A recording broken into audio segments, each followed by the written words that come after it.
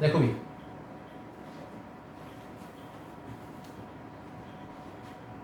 जो क्वेश्चन हम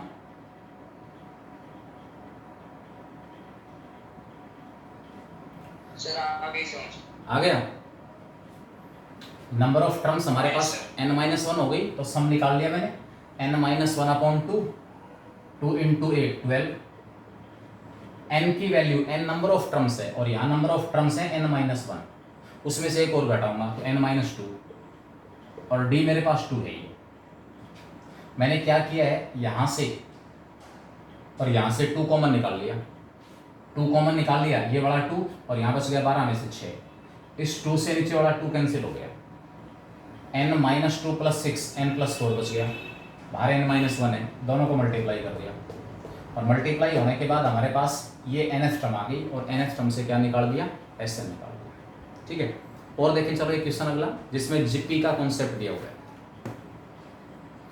12th का लास्ट पार्ट है,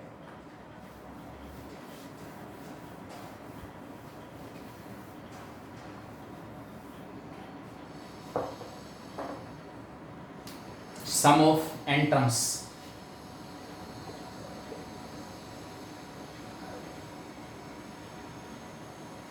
of the series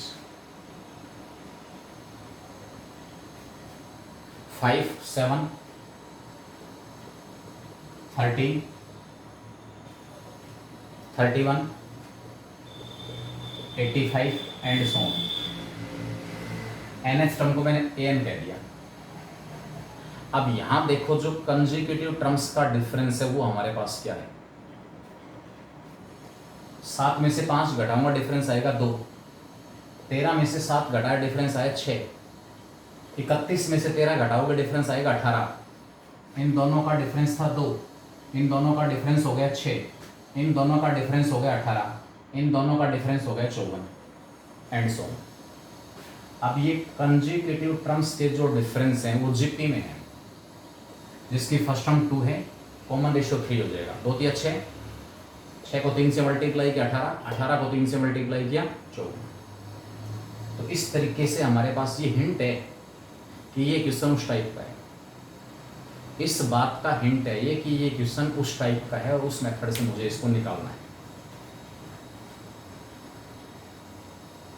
n terms का सम है, इसको मैंने Sn कह दिया, let this equal to Sn, also Sn equal to, एक एक टर्म वही शिफ्ट कर दो बस, 5, 7, 13, 31 एंड सो ऑन। यहाँ ऊपर वाले Sn की जो nth टर्म है, नीचे वाले Sn की उसके नीचे n-1th टर्म आएगी और nth टर्म इसकी बाहर निकल जाएगी, इसकी जो nth टर्म है वो बाहर निकल जाएगी, घटाओ 1 - 2 implies Sn - Sn 0, इस 5 को बाहर रखो, n-1 टर्म ऊपर वाले Sn की यूज हो गई, n-1 टर्म नीचे वाले Sn की, एक टर्म ऊपर वाले Sn की बाहर है और एक टर्म नीचे वाले Sn की बाहर है, इस 5 को अलग ही रखो, 5, 7 में से 5 माइनस किया 2, 13 में से 7 माइनस किया 6, 31 में से 13 माइनस किया 18, 85 में से 31 माइनस किया 54, जीपी बन गई। लास्ट टर्म मिले या ना मिले, लास्ट टर्म मिले या ना मिले बेटा,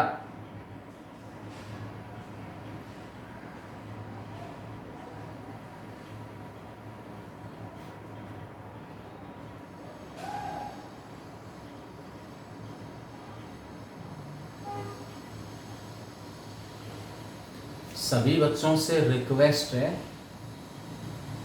कि अपना जो माइक है बेटा वो ऑफ रहे, माइक म्यूट रखें उसको, जहाँ ज़रूरत है उसी समय अनम्यूट किया जाएगा। मैं बार बार आपको बता रहा हूँ, परिवार के बाकी मेंबर्स हैं, आपस में बातचीत कर रहे हैं, क्लास का डेकोरम मेंटेन रहे, गरिमा बनी रहे, कि क्लास में किसी प्रकार की इधर उधर की बातें जो हैं एटलीस्ट, चलो एक फैमिली के अंदर मान लो कुछ भी हो रहा है, बाकी बच्चों के पास ना जाए, तो सबसे पहले आप ये चेक करें क्लास कनेक्ट होते ही, ज्वाइन होते ही, कि कहीं मेरा माइक जो है अनम्यूट तो नहीं है।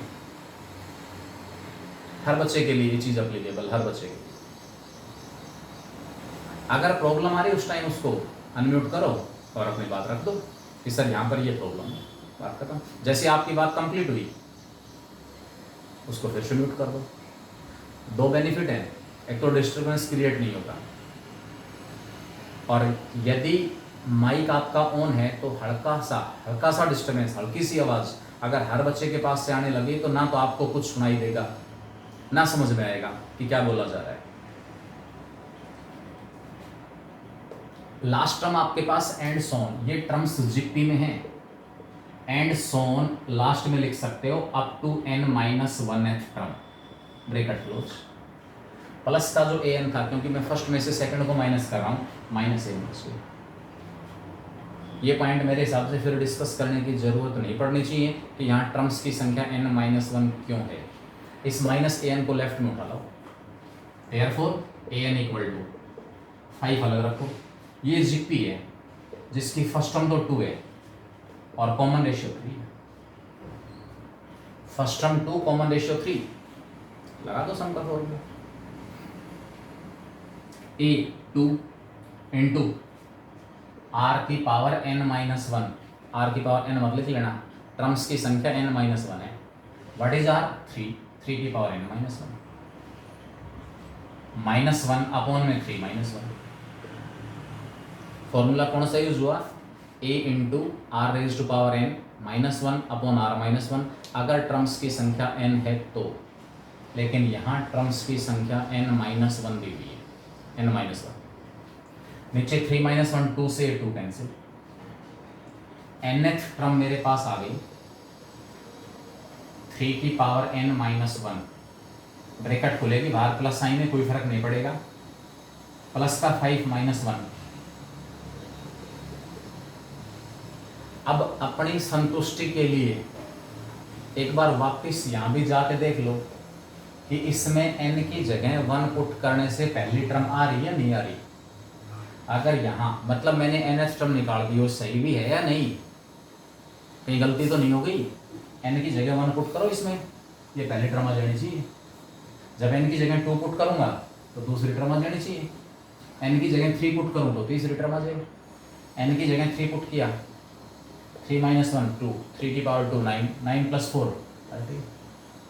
n की जगह 4 पुट करोगे, 4 -1 3, 3 का क्यूब 27 + 4 30 एंड सो। चीज़ें सारी क्लियर होती चलेंगी, कहीं पर गलती नहीं है। अगर गलती हो गई उसका अंदाज़ा मतलब साथ के साथ क्रॉस चेक होता चलेगा। इसमें शुरू के 2-3 टर्म निकाल के देख लो, अगर n की वैल्यू पुट करने से टर्म्स इनसे डिफरेंट आ रही हैं, इसका मतलब मेरी nth टर्म गलत है, रीचेक करने की जरूरत है। पावर में आ गया, आपको बताया हुआ है बेटा, बार बार तो नहीं, इसके अंदर एक आध बार तो मैं इसको पॉज कर रहा हूँ स्क्रीनशॉट वगैरह लेने के लिए, बाकी तो ऐसा कुछ नहीं है। nth टर्म जब पावर में n दिया हुआ है, पावर में, तो पावर में मैंने आपको पहले भी बताया था, आप इसको समेशन n से रिप्लेस नहीं करोगे। भाई मेरी तरफ से रेड सिग्नल। बेटा सभी बच्चों के साथ प्रॉब्लम आ रही है? क्लियर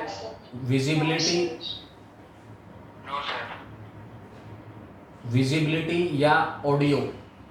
अगर हर बच्चे के पास प्रॉब्लम है तो मेरी तरफ से है, और एक आध के पास है तो आपकी तरफ से।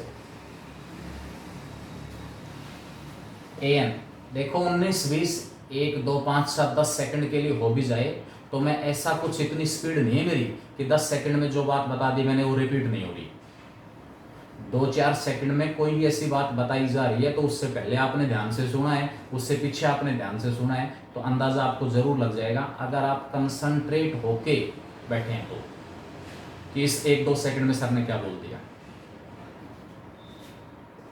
nth टर्म यहाँ जब आपको एक्सपोनेंशियल फॉर्म में पावर में n दी हुई है तो यहाँ आप भूल के भी an से sn मत निकालना।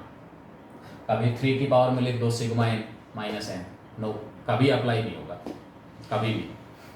तो कैसे फिर sn तो निकलेगा, अब आप इसके टर्म से निकालोगे। मैंने आपको जीपी का केस बताया था यहाँ कि इस केस में जीपी बनेगी। nth टर्म में अगर कोई बेस है, कांस्टेंट है, बेस पॉजिटिव है और उसकी पावर n आई हुई है nth टर्म में, तो Sn निकालने के लिए उस टर्म की वजह से जो कंट्रीब्यूशन जाएगा वो जीपी बनेगी। सबसे पहले टर्म a1, n की जगह 1 पुट किया, 3 की पावर 0 प्लस 4, a2 3 की पावर 1 प्लस 4, a3 3 की पावर 2 प्लस 4, a4 3 की power 3 plus 4 and so on. Last में nth टर्म an 3 की पावर n माइनस 1 प्लस 4। ये मेरे पास सारी टर्म आ गई फर्स्ट से लेकर nth तक। nth टर्म आपके पास ये भी है। इन सब का सम निकालना है। ये वाला जो पार्ट है ना वो जीपी बनाएगा यहां तक। 3 की पावर 0 का मतलब है 1।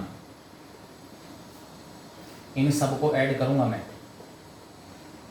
इन सबको ऐड करूंगा तो पहली टर्म हमारे पास 1, Sn आ गया 1 प्लस 3 की पावर 1 3, 3 की power 2 and so on. Last जो nth टर्म उसमें 3 की पावर n माइनस 1 है। 4 को अलग ऐड करो। 4 कितनी बार ऐड हो रहा है? n times. n minus 1 terms की संख्या केवल यहाँ मिलेगी बस। जब एक एक टर्म आप आगे पीछे हटा रहे हो आगे पीछे से, तब n माइनस 1 टर्म्स आएंगी, चाहे यहाँ AP बने या JP बने। लेकिन जब NH से Sn निकाल रहे हो तो टर्म्स की संख्या n ही होगी, n माइनस 1 नहीं होगी। प्रत्येक टर्म में 4 आया हुआ है, 4 को n टाइम्स ऐड करूंगा तो 4 n आ जाएगा। 4 को n टाइम्स ऐड करेंगे तो क्या आ जाएगा? 4 n आ जाएगा। अब ये nth टर्म अगर आपके पास एक्सपोनेंशियल फॉर्म में a की पावर n फॉर्म में, तो Sn निकालते समय हर हालत में जीपी बननी है। a1 है, r3 है, टर्म्स की संख्या यहाँ पर n है। a1 इंटू r3 उसकी पावर n माइनस 1 अपॉन में 3 माइनस 1 और प्लस का लास्ट में 4n। Sn आपके पास आ गया 3 raise to power n minus 1 upon 2 और प्लस का, ये हमारे पास इस सीरीज की n टर्म्स का सम, सीरीज की n टर्म्स का सम। जहां जीपी बन रही है, जहां जीपी बन रही है वहां आप एक क्वेश्चन और देख लें, एग्जाम्पल्स। एक एग्जाम्पल, क्योंकि एपी के मैंने जहां कंजुगेटिव टर्म्स का डिफरेंस एपी बना रहा था उसके 2 क्वेश्चन डिस्कस कर दिए। कंजुगेटिव टर्म्स का डिफरेंस जीपी बना रहा है उसका एक क्वेश्चन में और ले लेता हूं। एक सोल्ड एग्जाम्पल है,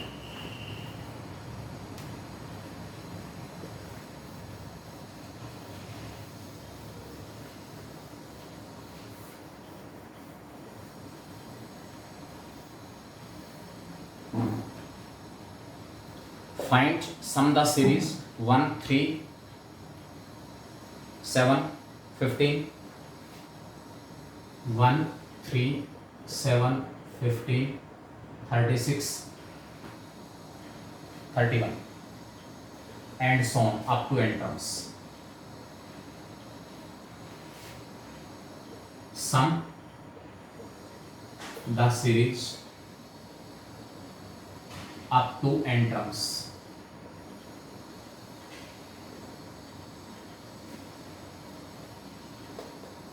nth टर्म जो है उसको मैंने फिर an कह दिया। मतलब एक टाइप के 4 क्वेश्चन डिस्कस होने के बाद अब कॉन्सेप्ट वाइज किसी प्रकार की प्रॉब्लम नहीं रहनी चाहिए कि मेरे को कॉन्सेप्ट नहीं है। इसको Sn कह दिया। आल्सो Sn इक्वल टू, एक एक टर्म को राइट साइड में शिफ्ट कर लो। 1 सेकेंड टर्म के नीचे फर्स्ट टर्म लिख दो, 3 7 15 यहाँ an माइनस 1 और लास्ट में an, वही घटा दो। 1 माइनस 2 इम्प्लाइज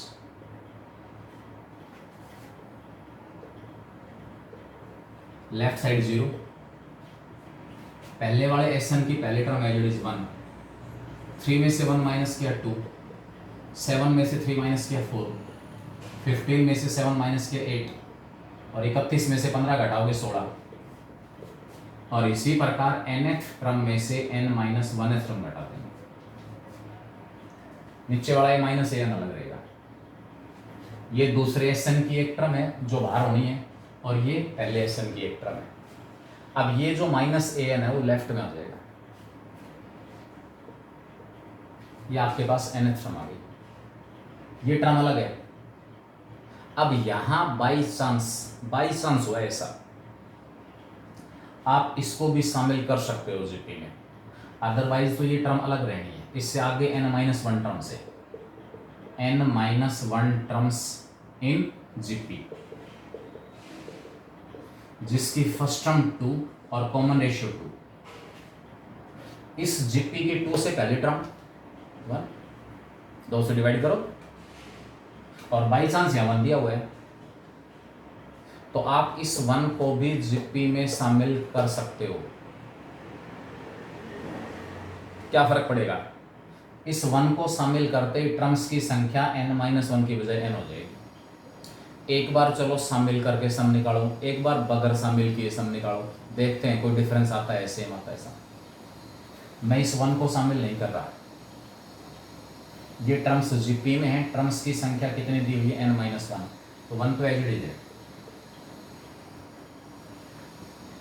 फर्स्ट टर्म है 2 a, r है 2, उसकी power n-1 -1 a into r raise to power n-1 -1। r की पावर में n-1 क्यों आया? क्योंकि टर्म्स की संख्या n-1 है, ठीक है। और अपॉन में 2 -1 r -1, ठीक है। 2 -1, 2 -1 का मतलब नीचे 1 आ गया। 1 प्लस 2 को अंदर मल्टीप्लाई करूंगा, 2 को 2 की पावर n-1 से मल्टीप्लाई किया तो हमारे पास आ गया 2 की पावर n। 2 को -1 से मल्टीप्लाई किया -2, ठीक है। ये केस आपके पास आ गया। 1 plus 2 raise to power n -2 upon में 1 था, ये प्लस का 1 -2, आप इसको चाहो तो 2 की पावर n-1 कह सकते हो, ये nth टर्म है। मैंने इस 1 को शामिल नहीं किया, अब मैं इस 1 को शामिल करके सम निकाल रहा हूं। बाई चांस हुआ ऐसा, हर केस में ऐसा नहीं होगा। इस जीपी की इससे पहले टर्म 1 ही आनी है, और बाई चांस 1 दी हुई थी इसलिए 1 ऐड हो गया।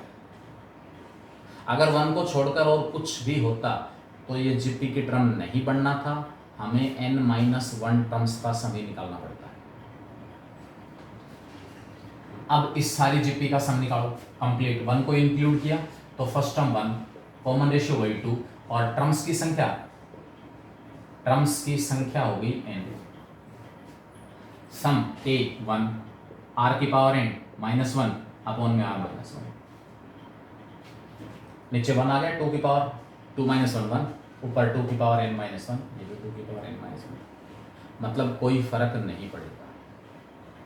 nth टर्म 2 की पावर n-1 आ रही है। अब nth टर्म से Sn निकालना है। nth टर्म से हमें क्या करना है? Sn निकालना है।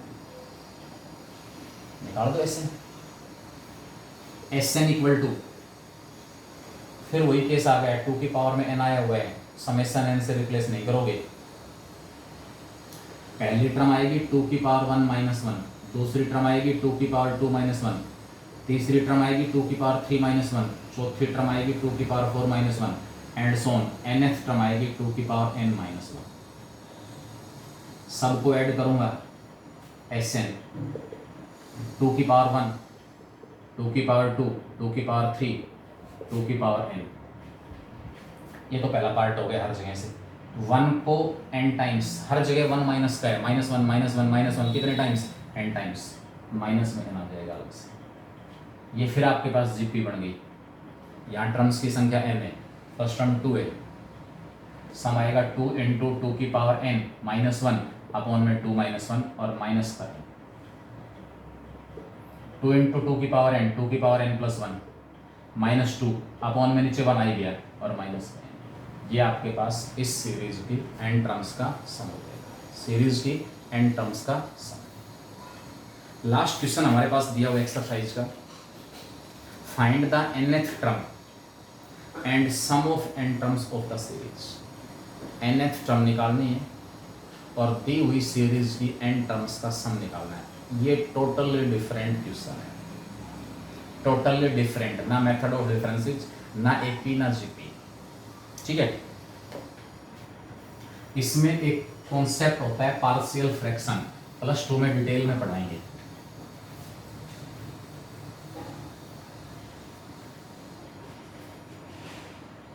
Find the nth term and sum to n terms of the series. Given series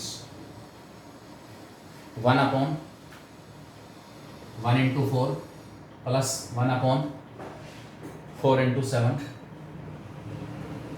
plus 1 upon 7 into 10 and so on. प्रत्येक टर्म का नंबरेटर 1 है, nth टर्म का नंबरेटर भी 1 ही होगा।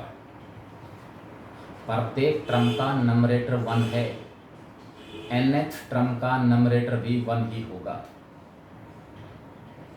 डिनोमिनेटर के अंदर जैसा आपने पहले क्वेश्चन निकाले थे, 8th क्वेश्चन के पार्ट थे, 8th क्वेश्चन के पार्ट, प्रत्येक टर्म का डिनोमिनेटर दो कंपोनेंट्स का प्रोडक्ट है।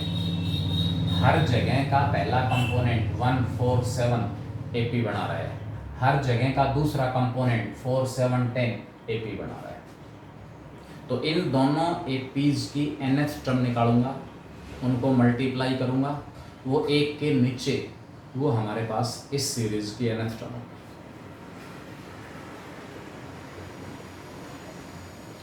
nth term of above series 1 upon nth term of 1 4 7 and so on, into में nth term of 4 7 10 and so on.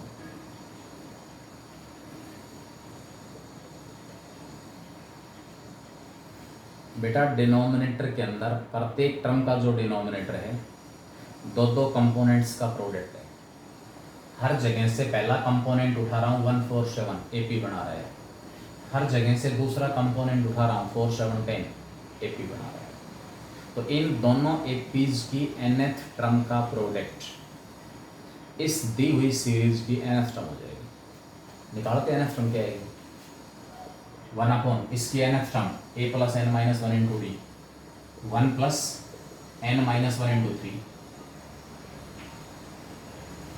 First term 1 है, कॉमन डिफरेंस 3 है, यहाँ से a 4 plus n minus 1 into 3, 1 plus 3n minus 3 plus 1 3n minus 2, 3n minus 3 plus 4 3n plus 4। अब जरा वापस values put करके देखना, n की जगह 1 पुट करें तो ये आएगा नहीं आएगा, आएगा। n की जगह 2 पुट करेंगे, 6 घटा 2 4, 6 जमा 1 7, 3 पुट करेंगे तो आएगा एंड सो ऑन। इसका मतलब सिचुएशन करेक्ट, nth टर्म हमारी सही है।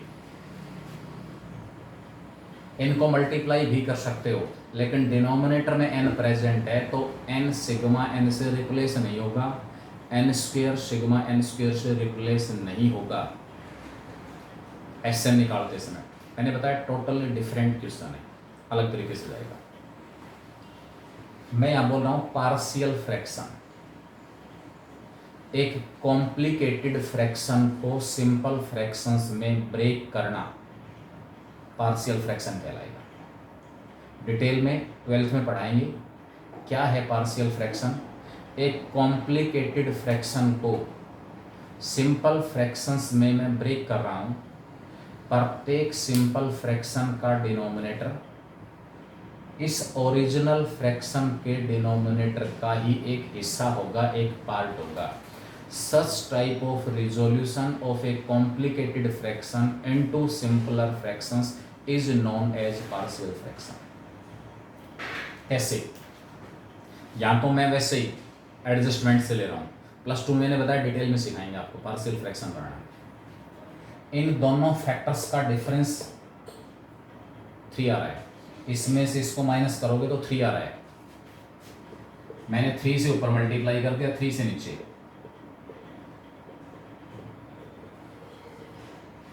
कोई फर्क नहीं पड़ेगा। इस ऊपर वाले 3 को मैं लिख रहा हूं 3n+1 माइनस का 3n-2। बात वही है, अपनी सुविधा के लिए इसकी फॉर्म बदली जा रही है बस, और कुछ नहीं। ब्रैकेट खुलेगी माइनस का 3n+2, 3n से 3n कैंसिल, 3 से 3 कैंसिल, वही बना गया। अब अलग अलग डिवाइड, 1 जो नीचे वाला 3 उसको बाहर कर लो, 3n+1 को डिवाइड कर दिया 3n-2 इंटू 3n+1 से, 3n-2 को डिवाइड कर दिया 3n-2 इंटू 3n+1 से।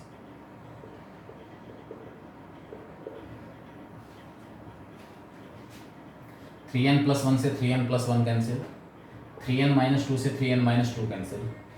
तो जो nth टर्म थी ना, nth टर्म वो हमारे पास आ गई 1/3 times of 1/3n-2 minus 1/3n+1। एक जो कॉम्प्लिकेटेड फ्रैक्शन थी वो 2 सिंपल फ्रैक्शंस में टूट गई। इन दोनों सिंपल फ्रैक्शंस का डिनोमिनेटर इस ओरिजिनल फ्रैक्शन के डिनोमिनेटर का ही कोई पार्ट है। अगर आप यहाँ एलसीएम लेंगे ना, एलसीएम लेके वापस सोल्व करोगे यही आ जाएगा, कुछ भी नया नहीं आना। मैंने केवल इसकी फॉर्म को बदला है ताकि मैं इसकी nth टर्म इस प्रकार निकाल पाऊँ, nth टर्म इस प्रकार निकाल पाऊँ, ठीक है, ताकि वहाँ से Sn निकाला जा सके। nth टर्म हमने इस प्रकार निकाली है,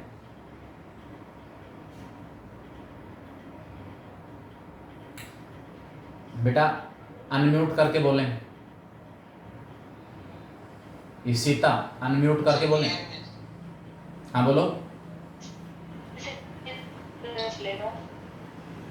कौन सा कैसा पता चलेगा, कैसे पता चलेगा बताओ? किस पॉइंट के बारे में पूछना चाह रहे हो कि ये कैसे पता चलेगा?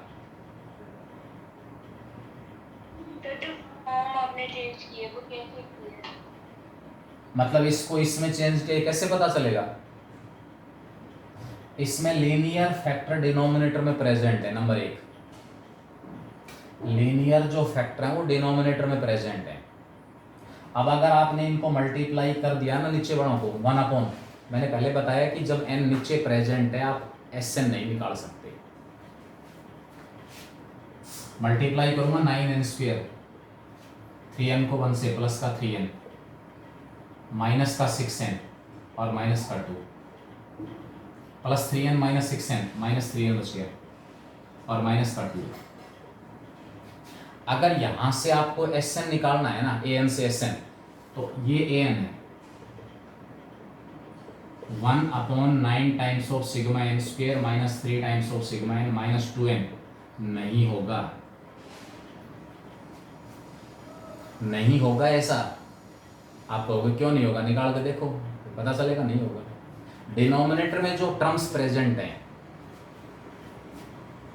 1/1 का स्क्वायर प्लस 2 का स्क्वायर प्लस 2, 3 का स्क्वायर प्लस 2, क्या इन तीनों को ऐड करके मैं 1/1 का स्क्वायर प्लस 2 का स्क्वायर प्लस 3 का स्क्वायर प्लस 2 × 3 6, अगर इसकी जगह ये तो लिख सकता हूं,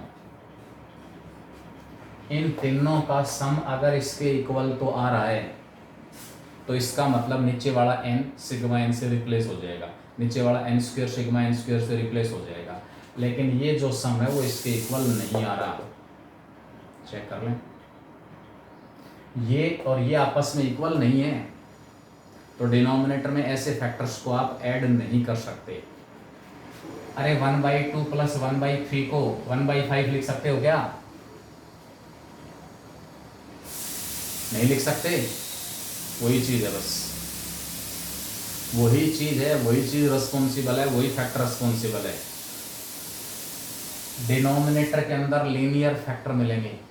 अब ये नहीं कि किसी भी क्वेश्चन में ऐसा हो जाएगा, वहाँ ये जो फर्स्ट कंपोनेंट है ना, प्रत्येक टर्म का फर्स्ट कंपोनेंट वो एपी मिलेगा, प्रत्येक टर्म का सेकंड कंपोनेंट वो भी एपी में मिलेगा। तो जहाँ ये कॉन्सेप्ट, ये फॉर्म अप्लाई हो जाएगी, उसी टाइप के क्वेश्चन आपको मिलेंगे। ये नहीं कि किसी भी क्वेश्चन में इस तरीके से निकालूँ मैं, उसमें कैसे निकालूँ, उसमें कैसे निकालूँगा। जहाँ ये कॉन्सेप्ट लगेगा ही नहीं, वहाँ नहीं निकाल सकते, वहाँ इस कॉन्सेप्ट की हेल्प से नहीं निकाल सकते। क्लियर हो गया? और कुछ बाकी है?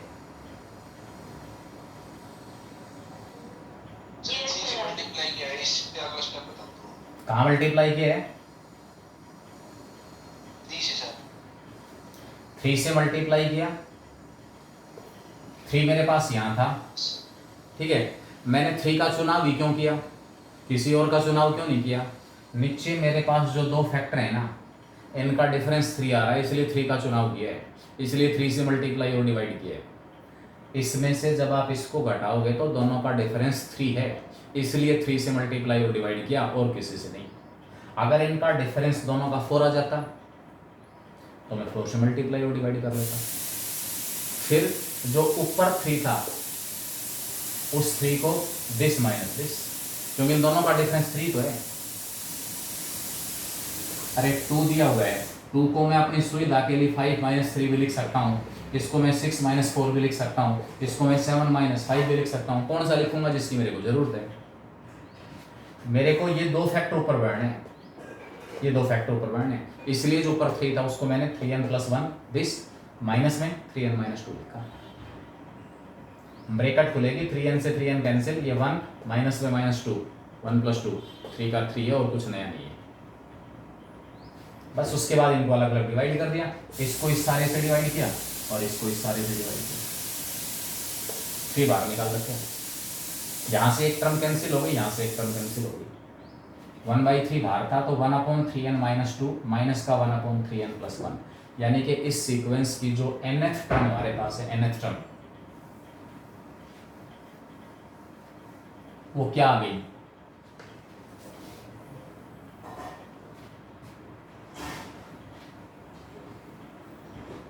nth टर्म मेरे पास आई 1/3 टाइम्स ऑफ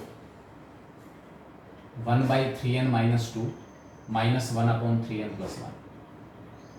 अब इसमें आपको कंजुगेटिव टर्म्स निकालने पड़ेंगे, first second third. Direct replace यहाँ भी नहीं होगा, 3 सिग्मा n से रिप्लेस नहीं होगा। पहले फर्स्ट टर्म निकालोगे, a1 1/3 बाहर है, n की जगह 1 पुट किया, 3 - 2 1/1 माइनस 1/4, ये पहली टर्म है। a2 1/3 बाहर है, n की जगह 2 पुट करूंगा, 1/4 माइनस 1/7। a3 9 घटा 2, 1/7 माइनस 1/10।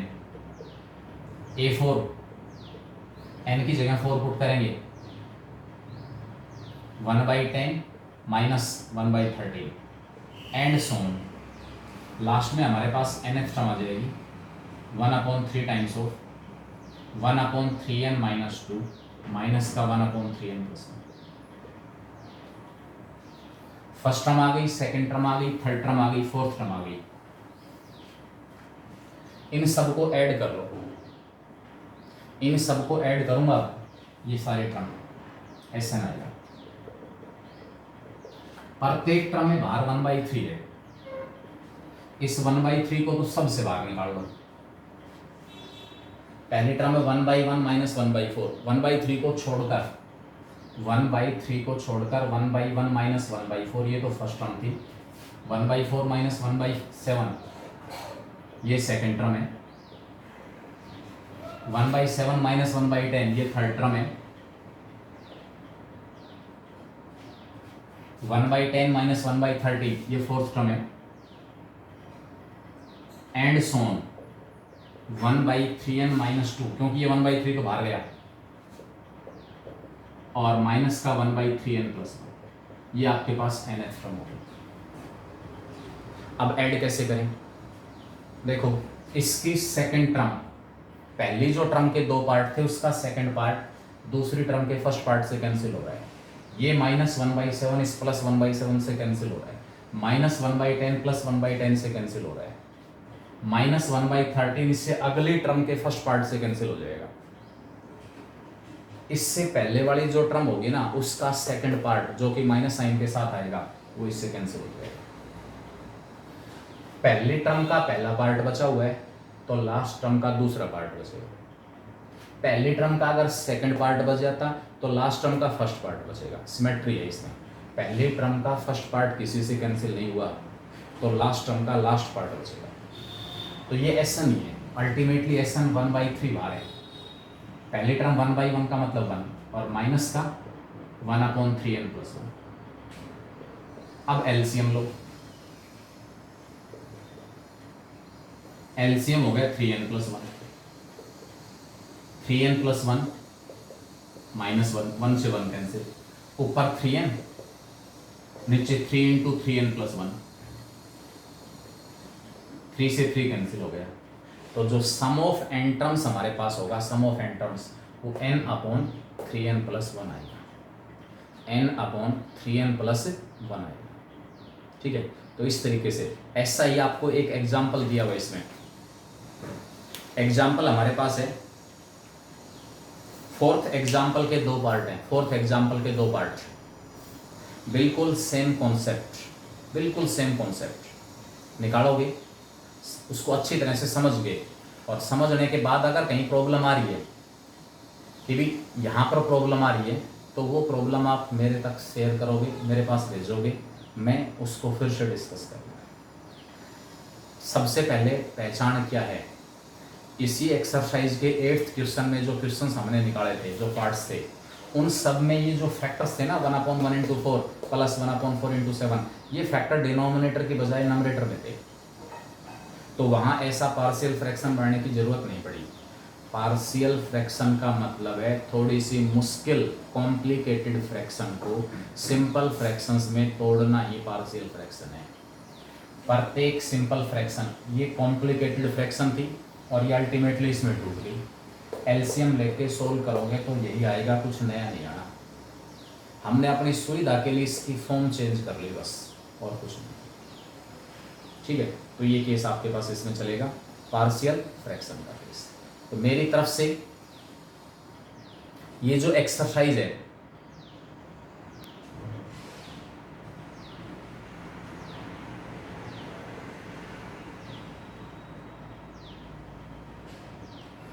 बेटा, सब्जेक्टिव वाला जो पोर्शन है इसके अकॉर्डिंग यहाँ कंप्लीट होता है। इसमें जो लास्ट के सोल्ड और अनसोल्ड टिपिकल है वो आप लोग निकालोगे और डाउट्स मेरे पास भेजोगे।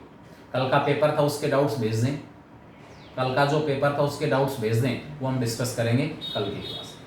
ठीक है, अभी क्लास यहीं पर डिस्कनेक्ट हो रही है, आगे हम कल बात करेंगे। ये एक्सरसाइज हर बच्चा कंप्लीट करें विद एग्जाम्पल्स।